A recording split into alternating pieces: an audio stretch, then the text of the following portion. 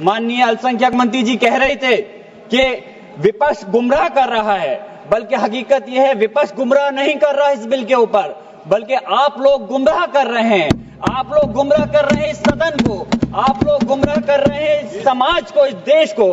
आपकी सरकार का नारा था का सबका साथ सबका विकास। मैं पूछना चाहता हूं, यह आपका नारा खोखला है। मुस्लिम समाज को टारगेट करके नुकसान पहुंचाने की आपकी मंशा साफ हो गई है। माननीय गृह मंत्री जी श्री अमित शाह साहब भी यहाँ बैठे हुए हैं।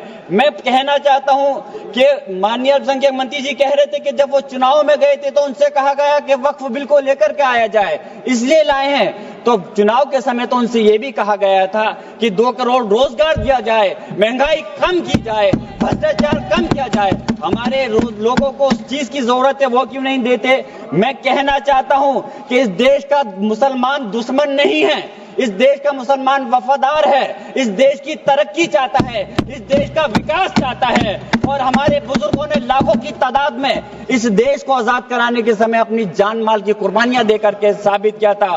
देश का जब बंटवारा किया था माननीय अध्यक्ष जी, तो उस वक्त अगर जो मुसलमानों को प्यार था पाकिस्तान से वो चले गए, जिनको इस हिंदुस्तान से प्यार था, वफा थी, वो आज इस हिंदुस्तान के अंदर है।